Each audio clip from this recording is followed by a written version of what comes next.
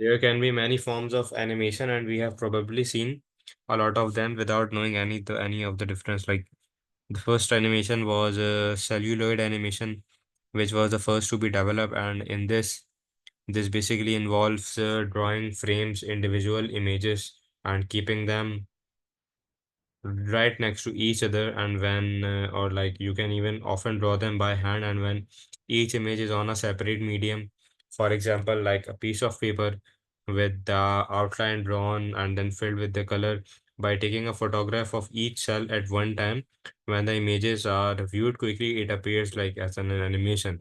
Like for example, you can see that on figure number 19.1, you can see some of the frames, you can see some of the animations that are starting and ending.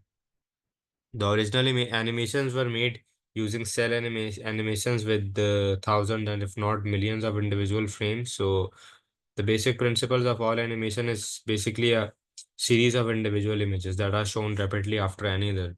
So similarly, if you remember the one example of a flip book. So a flip book is basically an example of that. And in terms of your flip book, what usually happens is that you basically put an images one after another, one against each another, and when you move them quickly, your animation starts to roll in. So this is an example of an animation that is like a series of individual images that are shown one after another. And we also have the example of stop motion animations as well. Stop motion animations are where you use objects of other physical materials and take photographs of them in different positions, and by making small changes to the position of the objects and taking a photograph of each time, the image can be viewed as an animation. So films and TVs and programs were made using this technique, like a stop motion animation. So if I just give you an example or something, so stop motion animation. These are some examples of that. These one, right? Like you can see that if they are being moved, they basically creates an animation, and some of the images are created with that. Like you first of all create some objects, and when you move them and you click their photographs on different positions, so you basically create an animation. So making a small changes to the position of the object makes your point and makes your perspective clear that what is an animation is. So films and TV programs usually do that. So that is an stop motion animation, moving objects here and there and making them stop. Whereas if I give you an example of celluloid animations, the celluloid animations are right like this. Like for example, you create each and every frame, and then you just flip all of them togetherly. So this is an celluloid animation. So if I summarize both of them, so you have a cell animation.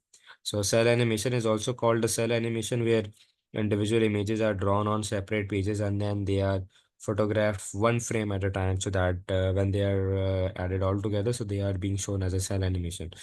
The second area is an stop motion animation. Now here photographs are taken of objects and then the objects are moved slightly each time, and the photographs are combined to create the image. And whereas if I'm talking in terms of an object, so object is an image or combination of image that is manipulated as one item. You have often seen the time lapse as well. So time lapse is also an example of an animation. You have either seen it on social media or YouTube, right? Like some these examples of that of the time lapse. And basically, what happens in a time lapse is that it is a form of photograph where a camera is set up and it automatically takes a photograph and set time intervals. For example, every once a minute. So the photographs are then shown in a sequence to create an animation to create an animation. Then these and they are rapidly moved along to have an animation. It is also often used for events that take place a long time. For example, a plant growing right like this. So an example of a time lapse is just this like this example as well.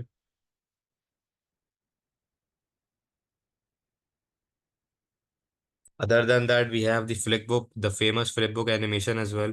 And in this flipbook animation, you might remember that when I move the all of the images one by one, it basically creates that animation.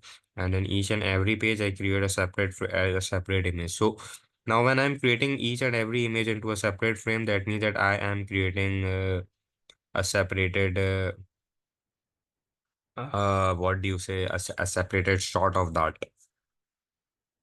Or you can say a separated time frame of that. So when you combine them all together, they feel like they're moving throughout. So flipbook animation is similar to a cell animation in that each frame is drawn individually and usually by hand. In a flipbook, the images are drawn in a book, each frame is on a new page. The pages are then flipped by hand very quickly so the image appears to move. And some examples of that is CGI. A CGI basically stands for computer generated image.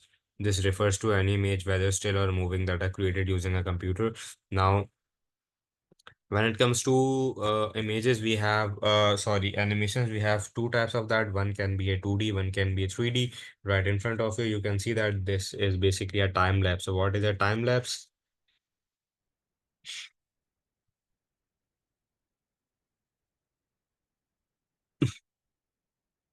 A time lapse is when your camera automatically takes a photograph at every set period, for example, every once a minute, and then combine together to create a film. Or if it is a flip book animation, so that each page of a book that has different image drawn. So when you click through them, they basically creates an animation. What is a CGI? A CGI stands for an abbreviation of a computer generated imagery, and any image still a moving that is created using a computer. Whereas when it comes to a 2D or 3D, you may have seen it that if it's a 2D image, that means that only two axes are being used, only y-axis and x-axis. And and if it is a 3D, three-dimensional image, then three dimensions are going to be used, such as x-axis, y-axis, and z-axis. The CGI can also be a three dimension as well, when most people can automatically think about their 3D animation, right? Like for example, you can see right here that 2D and 3D computer generated imagery CGIs can be animated right like this in figure number 19.6. So far, these questions from 1 till 5, are all of these clear to you?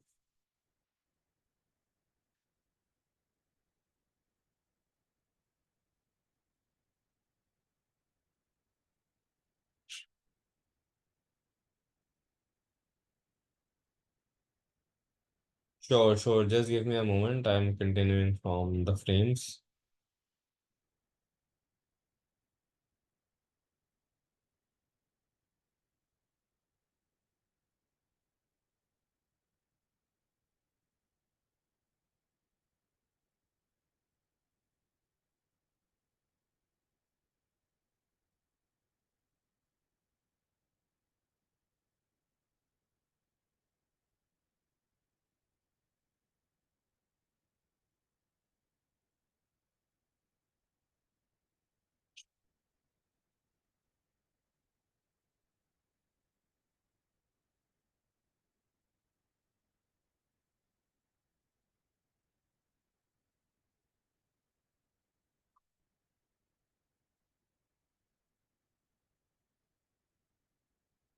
Okay, so basically now when we are discussing the frames, you can think of frames like for example, if you have many pages right in front of you, and what you usually do is that you create every scene of that image right on these different pages. So when they combine together with each other, they form this image. They form the complete animation. So frames are, for example, you take a blank notepad and draw a shape in the bottom right hand corner, then draw the same shape but in a slightly different position on the next shape, and you are repeating this for the next number of pages. So you basically creates a flipbook animation. So each of these pages and each of the individual image that you create is basically an example of uh, a image or a new shape. Each of these individual images is called a frame, and when many frames combined together, they form this image. A computer animation is basically created out of a series of frames, right? Like when you draw a lot of frames on a lot of pages or something, and when you play them quickly, this gives you an illusion of movement. So this is basically an animation. So a frame is one screen or page where an image is drawn. A series of these frames are played one after another to create this animation, right? Like for example, you can see in figure number 19.7 that is showing you a puffin that is being landing. Then we have right here 19.2, and 19.2 is regarding the stages. So the stages into your areas when you draw and create your animation into a stage. You can think of it like, for example, you are hired as a program or organizer or something, and you have to design the stage of an auditorium or where this all of the program is going to be conducted. So you need to think like that. Where, like, for example, you need to add the lights, you need to add the background, you need to add the colors, you need to add the objects. So all of the things you have to do into an Adobe Animate, because that's how you are going to work onto it. The only difference is that the audience which you will be having on your software, or I mean the objects you will be having onto your software, you will be needing to and animate them, but you won't be needing to do that into a real life. Obviously, we can use it. We definitely use Adobe Animate for into your paper. This is your syllabus requirements. You will be using this software for animation.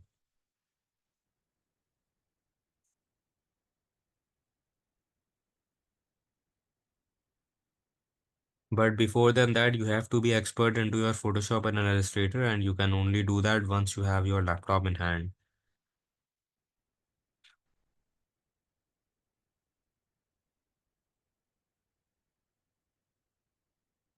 So the tools are pretty simple.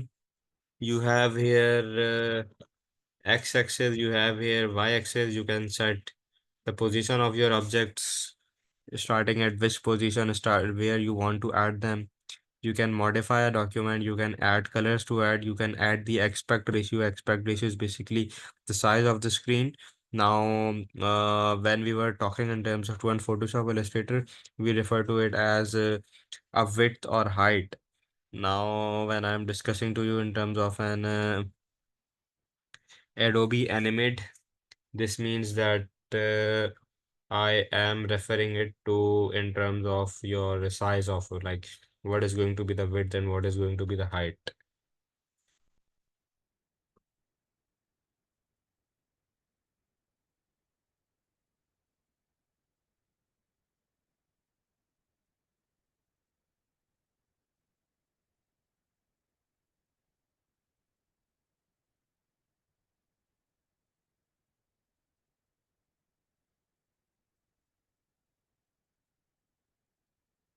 These are some of the examples that you need to be aware of. Like, for example, if your aspect ratio is 4 is to 3, that would means that this is called a standard version, and it is what old televisions are used. So this is rarely used now.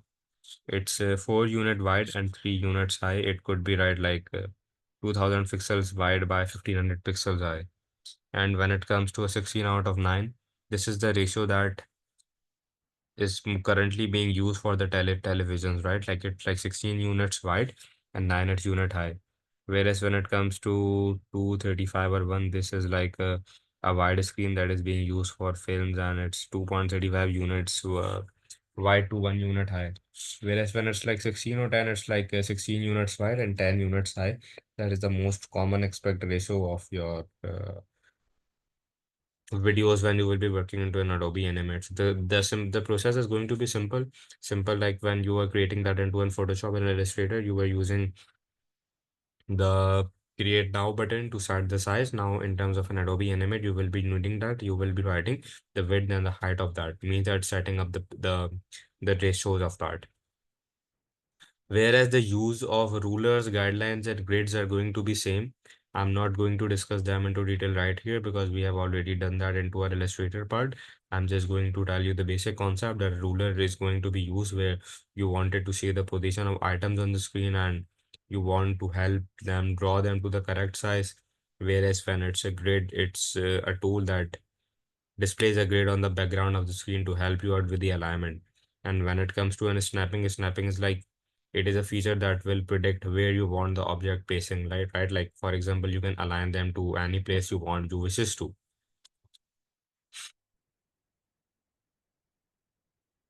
Guides can be used to so that you can drag objects onto the place or you can place them onto the objects. So for now, are these questions clear to you from question number 6 till question number 10?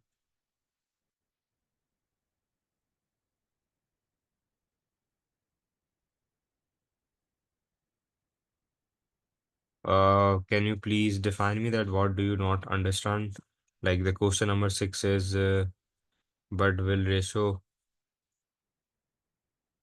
affect the pixels? Yes, it will definitely.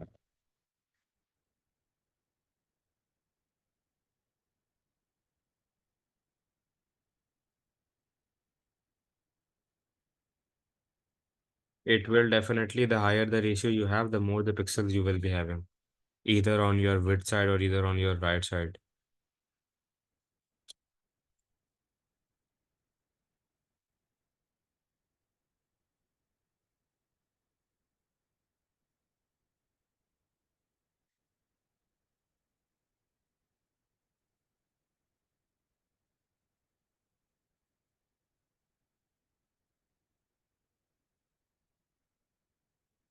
This one is basically an example of the aspect ratio of this image. So you can see that if I have a 55-inch TV, the aspect ratio is 21 out of 9. That means that 21 is the width of that and 9 is going to be the height.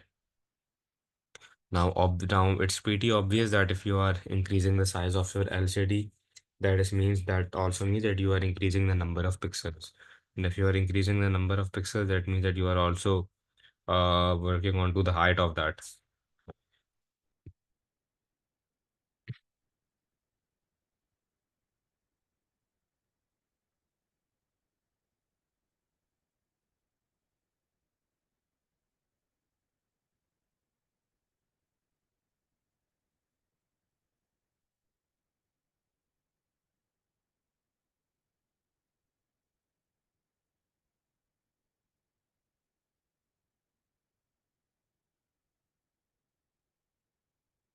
Pixels will not be stretched.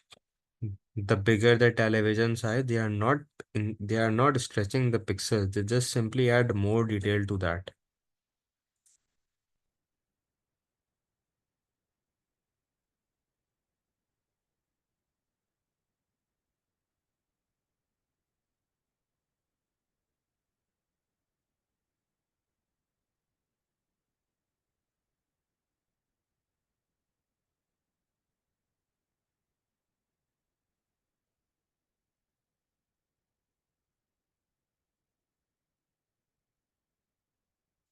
Yes, because it's obvious if you are increasing the size of your screen, that means your technology is not stretching the pixels.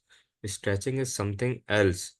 This is like you are adding more detail to it.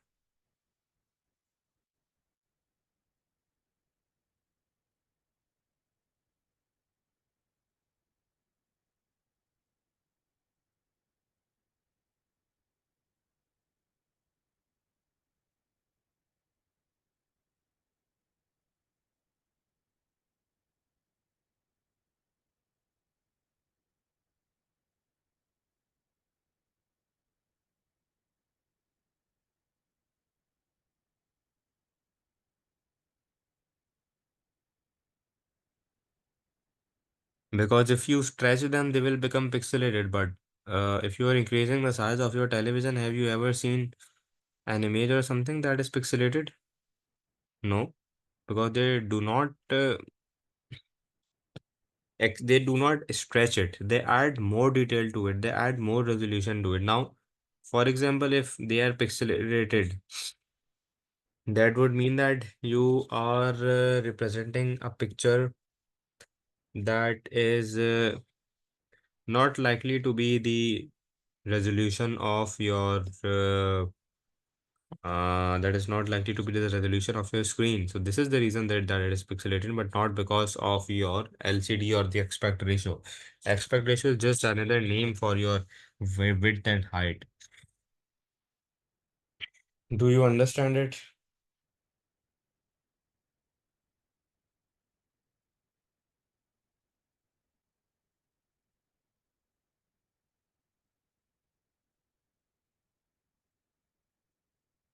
Now, question number 6, 7, 8, 9, 10. Do you have any confusions in these?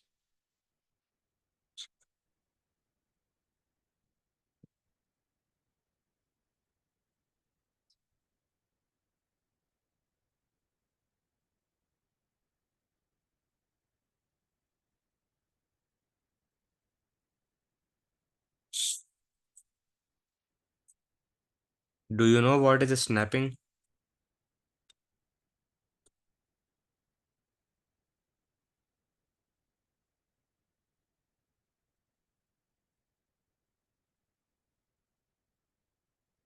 No,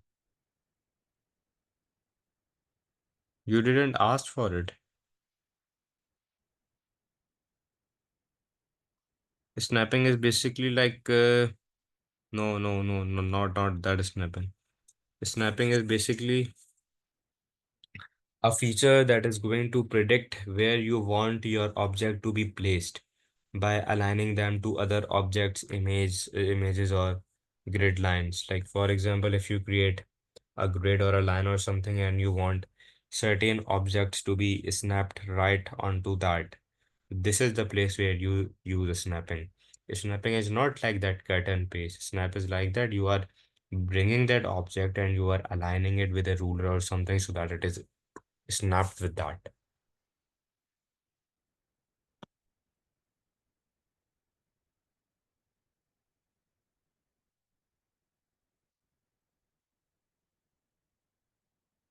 Yes, no problem.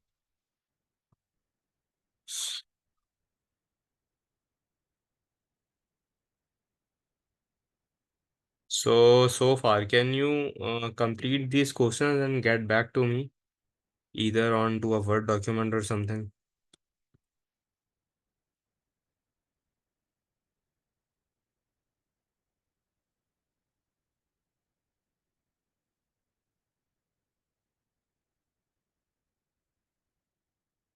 Can you complete these questions and then get back to me from question number 1 till question number 10 of Adobe Animate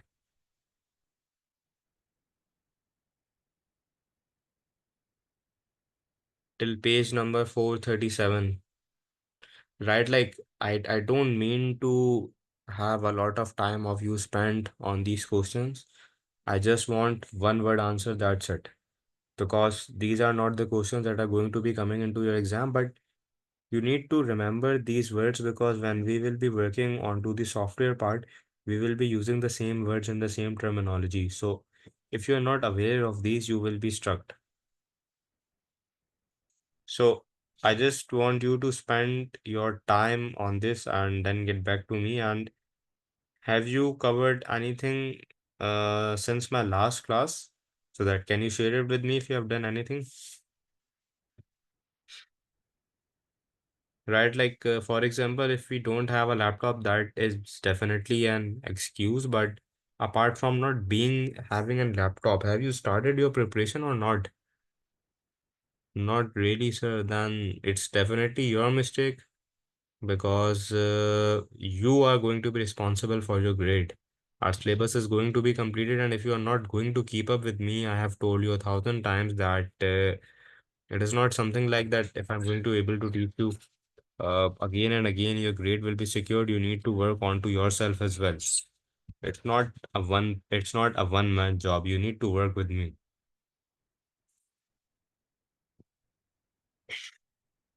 I am really waiting on that laptop. I know that. No, no. I mean to say that have you opened the book and gone through the topics that we have gone through? I mean, just apart from having the laptop thing.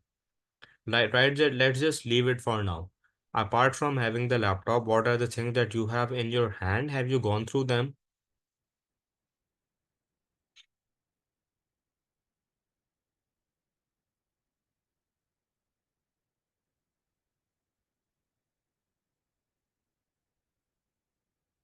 Sir, yes, sir, I went to YouTube and check how the tools work in detail. See, I prefer you to go and study to them in depth other than checking them onto detail how they work. Because if you're checking them and you do not have a laptop to implement them, that's totally a waste of time because you will forget eventually that how they work. But similarly, if you are working onto the theory of P3 or P4, that is actually helping you out in increasing your grade. So I would prefer rather if you can work on improving the grade other than learning how to use the tools because you are going to do that definitely when you are going to have a laptop. So why not spend time on something that is more worthy? Are you getting the point?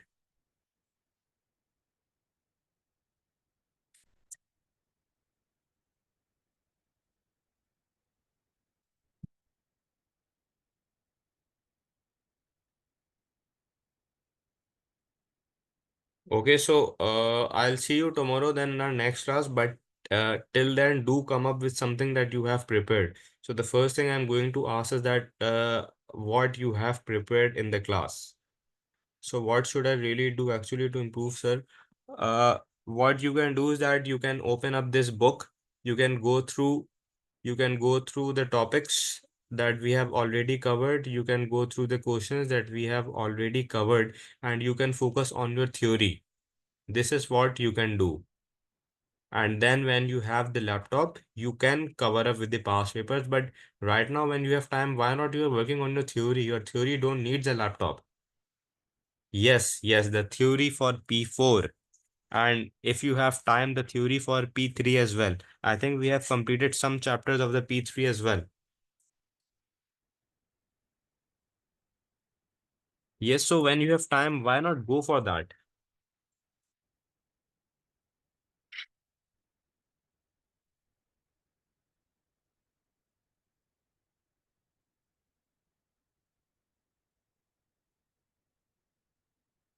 Okay, so I hope that we are on the same page. Did you get my point? Perfect, perfect. So in the next class that is going to be tomorrow, first of all, I'm going to ask that what is your preparation going? Then we are going to discuss, like, right, like for example, when you are going to start preparing, you are going to come up with the questions. You are going to ask me that, sir, how this is going on. So that's how we are going to prepare. So when you have time, you should be working on that.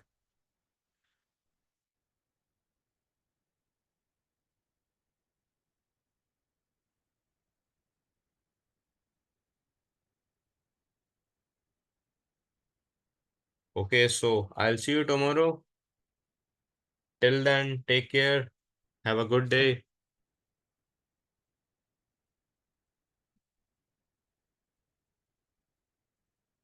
Thank you. Take care.